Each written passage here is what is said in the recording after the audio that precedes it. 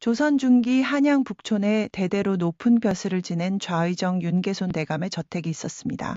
3대에 걸쳐 정승을 배출한 명문가로 집안의 위세는 하늘을 찌를 듯했습니다. 넓은 대문 안으로 들어서면 사랑채와 안채, 별당과 행랑채가 질서정연하게 배치되어 있었고 수십 명의 종들이 저택을 관리하며 분주히 움직였습니다. 이 집안의 주인 윤계손 대감은 60이 넘은 나이에도 정정한 몸으로 조정의 대소사를 관장하는 막강한 권력자였습니다. 그에게는 본부인 청주 한시 사이에서 낳은 적자 윤상철이 있었고 젊은 시절 군기였던 첨매화를 통해 얻은 서자 윤상옥이 있었습니다. 윤상철은 적장자로서 집안의 기대를 한몸에 받으며 자랐습니다. 어려서부터 총명하여 15세 소과에 합격했고 23세 문과 급제라는 영광을 안았습니다. 잘생긴 외모에 학문까지 뛰어나 한양의 처녀들 사이에서는 최고의 신랑감으로 손꼽혔습니다. 25이 되던 해에 그는 예조판서의 딸 순화를 아내로 맞이했습니다. 순화는 단아하고 정숙한 양반댁 규수의 표본 같은 여인이었습니다. 혼례를 올린 지 3년이 흘렀지만 아직 자식을 얻지 못한 것이 유일한 흠이었습니다. 윤상철의 마음속에는 이런 생각이 자리 잡고 있었습니다. 아내는 훌륭한 사람이지만 왠지 모르게 차갑구나. 밤마다 의무를 다하듯 조심스럽기만 하니 정이 들지가 않는다. 윤계손 대감은 아들의 후사 문제를 걱정하여 28이 되던 해봄 기생 출신의 아리따운 여인 다나를 첩으로 들여주었습니다. 다나는 평양관기 출신으로 대감이 평안감사로 부임했을 때 처음 만난 여인이었습니다. 그녀의 노랫소리는 새소리보다 맑았고 춤사위는 나비보다 우아했습니다.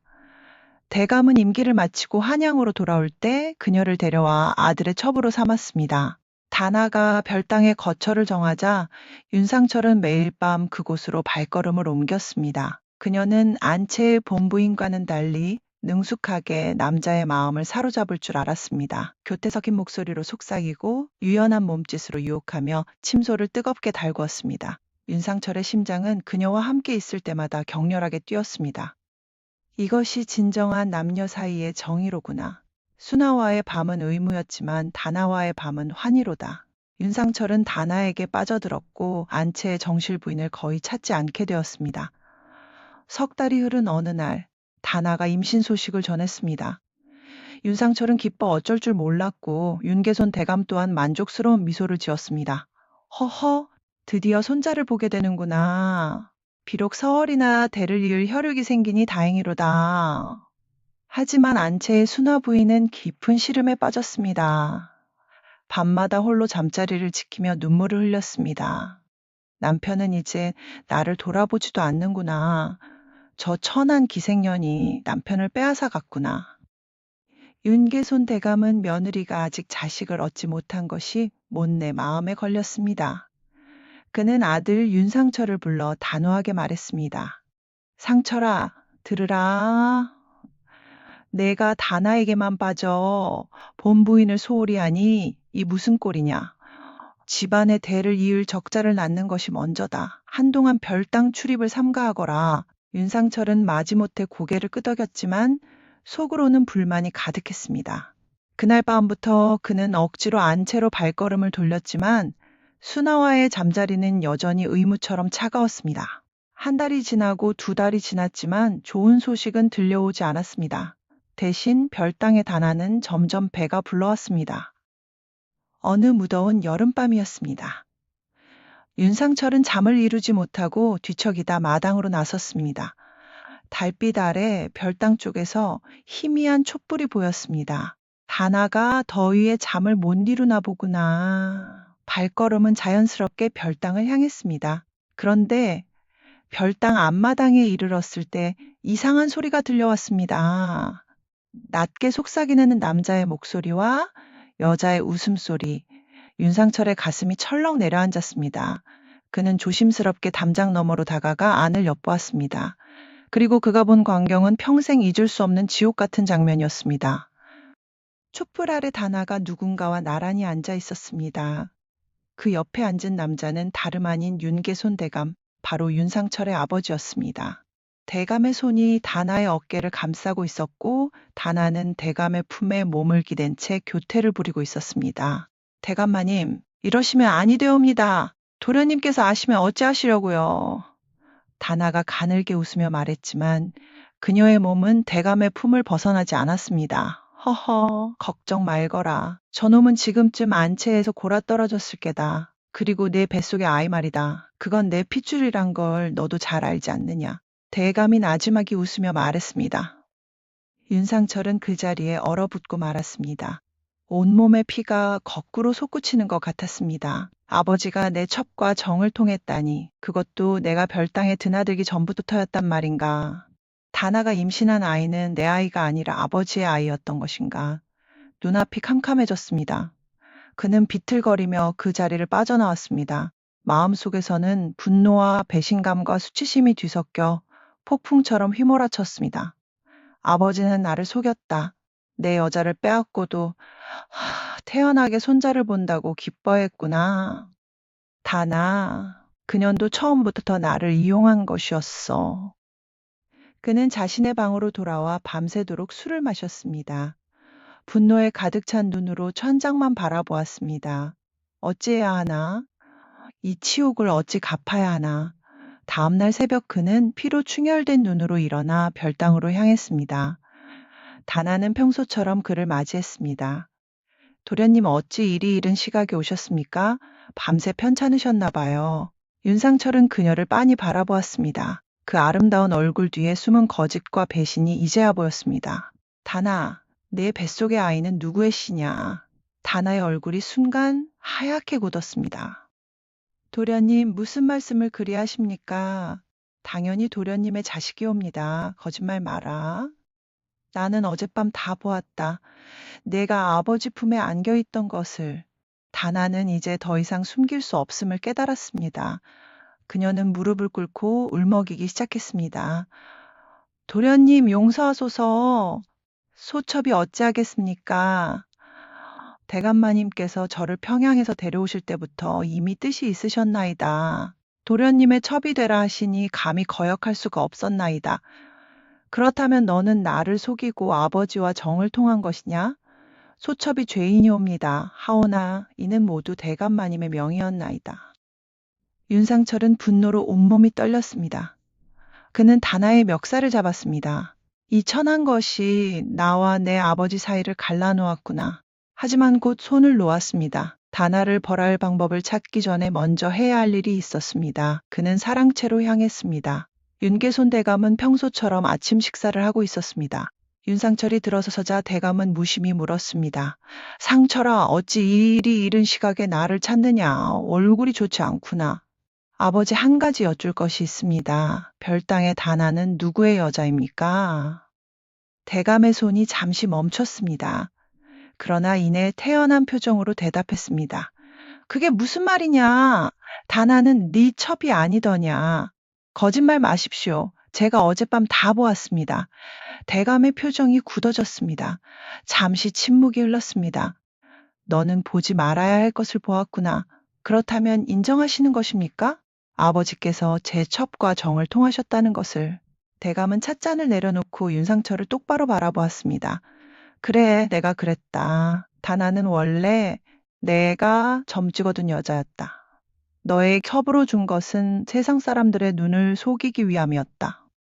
어찌 그럴 수가 있습니까? 아버지라는 분이 아들의 여자를 범하시다니. 함부로 말하지 마라. 나는 정승의 자리에 있는 사람이다. 내가 하는 일에 대해 내가 감히 시비를 걸 수 있다고 생각하느냐. 대감의 목소리에는 위험과 협박이 섞여 있었습니다. 윤상철은 무릎이 꺾이는 듯 했지만 버텼습니다. 아버지의 행실은 천륜을 어긴 폐륜입니다. 대명률에도 이는 중죄로 다스린다 하였습니다. 내 이놈이 감히 나를 고발하겠다는 것이냐? 좋다, 해보거라. 하지만 그렇게 되면 이 집안이 어찌 되겠느냐? 3대에 걸친 정승가가 하루아침에 몰락할 것이다. 윤상철은 말문이 막혔습니다. 아버지의 말이 맞았습니다. 이 일이 세상에 알려지면 집안 전체가 수치를 당하게 될 것이었습니다. 그러니 입 다물고 있거라. 다나가 낳을 아이는 네 서자로 호적에 올릴 것이다. 아무도 모르게 조용히 넘어가면 그만이다. 대감은 냉정하게 말했습니다. 윤상철의 마음속에서는 복수심이 불타올랐습니다.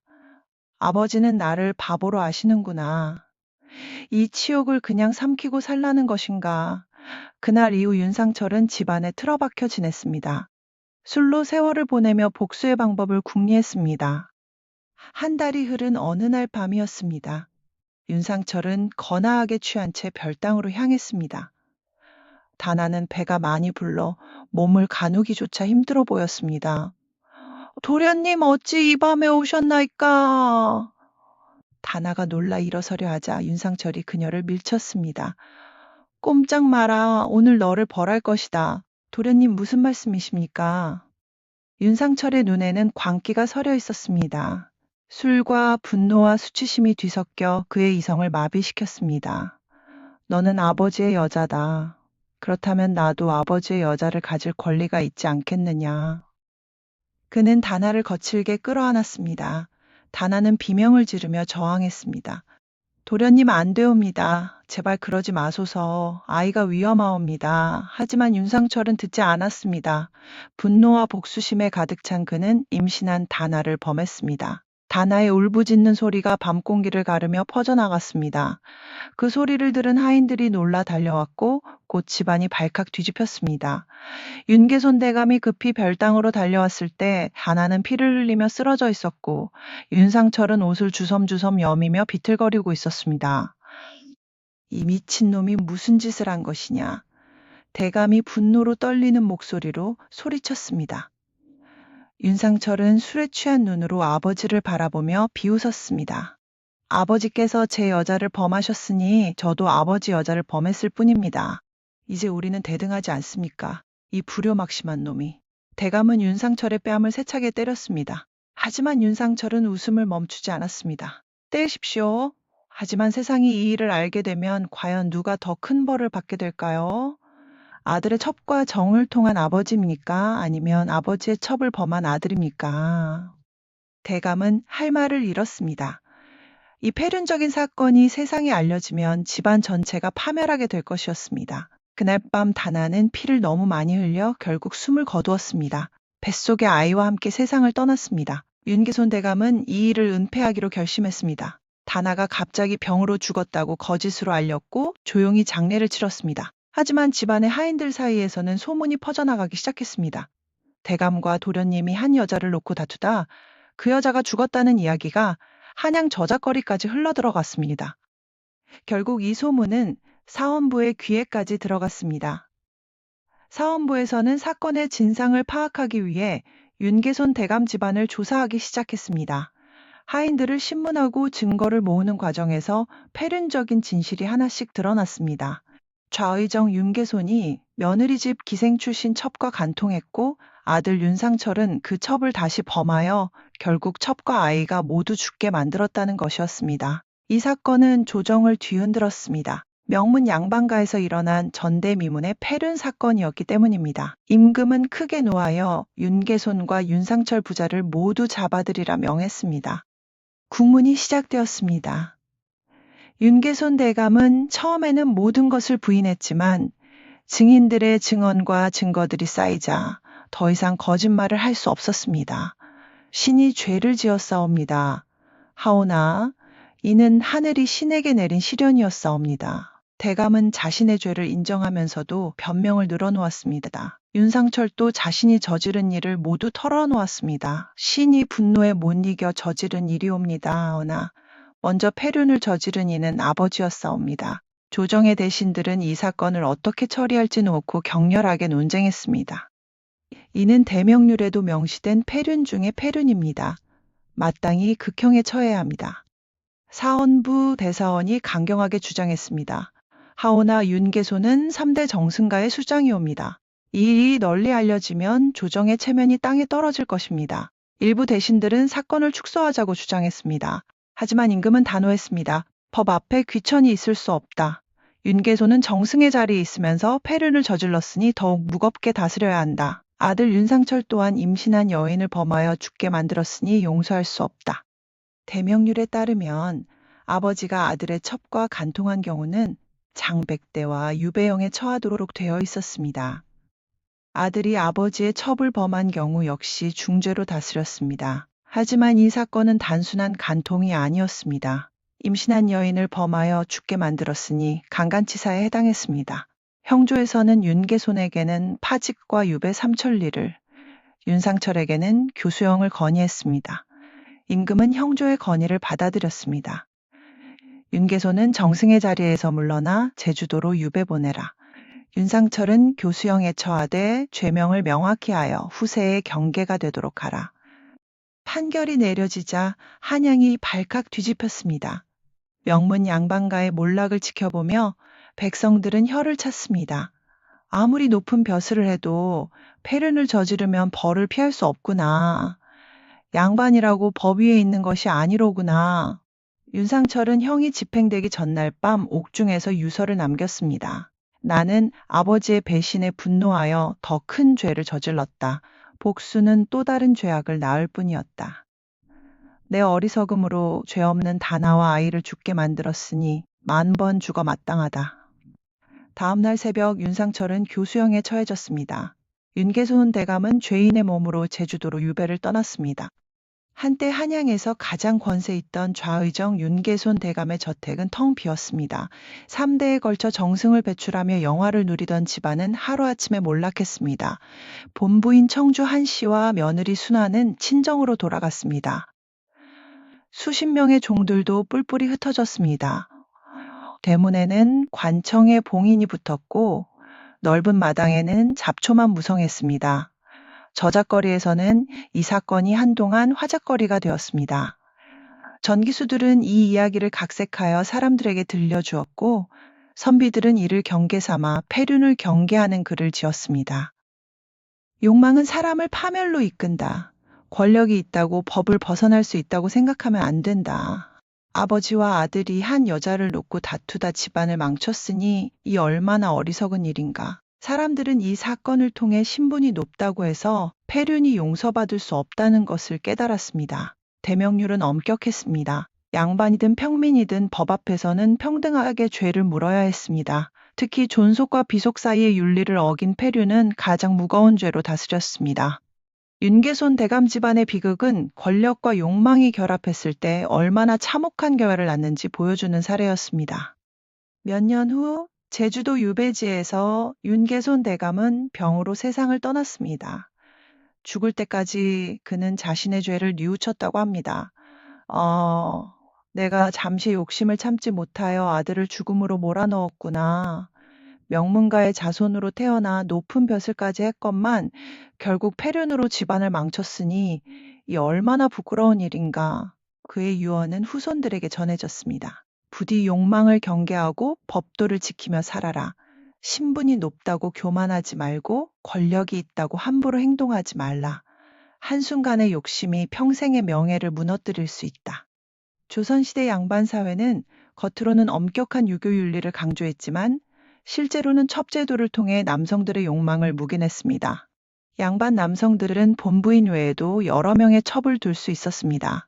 하지만 그 첩들은 대부분 기생이나 여종 출신으로 신분이 낮았습니다.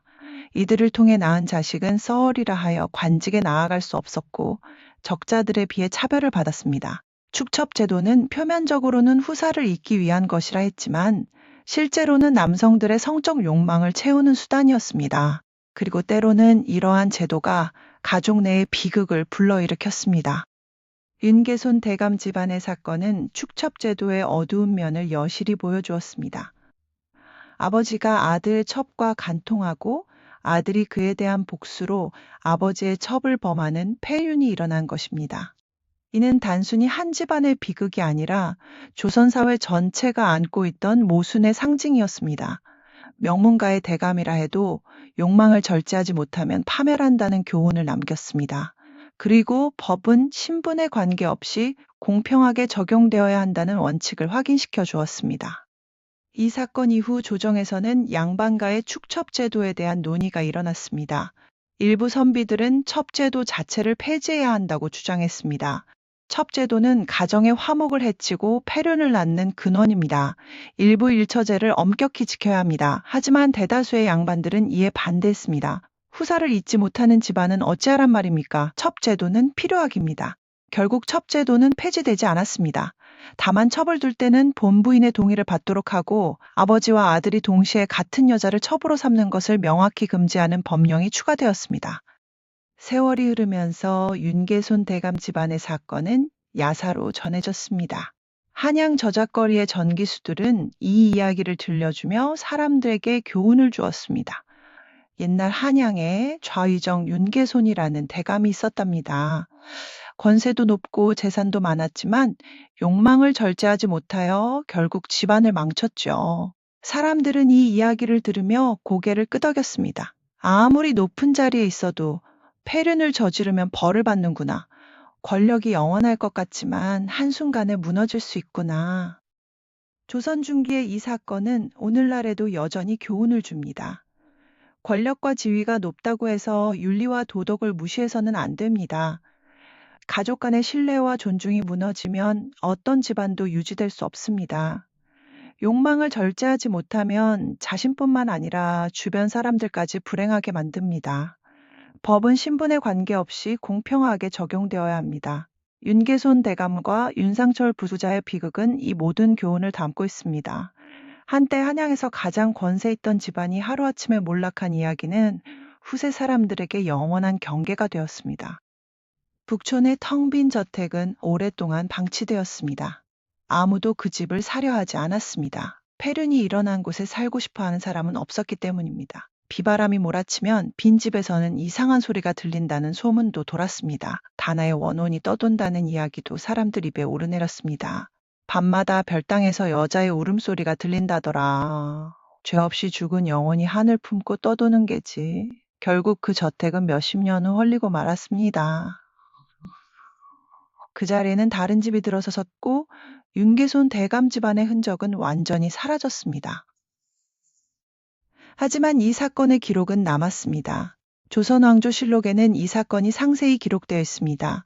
좌의정 윤계손이 며느리 집 첩과 간통하고 그 아들 윤상철이 그 첩을 다시 범하여 죽게 만든 폐륜 사건이 일어났다. 조정에서는 윤계손을 유배 보내고 윤상철을 교수형에 처했다. 이 기록을 통해 후세 사람들은 조선시대 양반 사회의 이중성과 축첩제도의 폐해를 알 수 있습니다. 그리고 아무리 높은 신분이라도 법과 윤리를 어기면 처벌받았다는 사실을 확인할 수 있습니다. 윤계손 대감 집안의 비극은 개인의 욕망이 얼마나 많은 사람을 불행하게 만들 수 있는지 보여줍니다. 대감 자신은 물론이고 아들 윤상철, 첩다나, 뱃속의 아이, 본부인 청주 한씨, 며느리 순화, 그리고 집안의 모든 식구들이 이 사건으로 고통받았습니다. 한순간의 욕심이 여러 사람의 인생을 파괴했습니다. 이것이 바로 폐륜의 무서움입니다. 한 사람의 잘못된 선택이 가족 전체를, 나아가 집안 전체를 무너뜨릴 수 있습니다.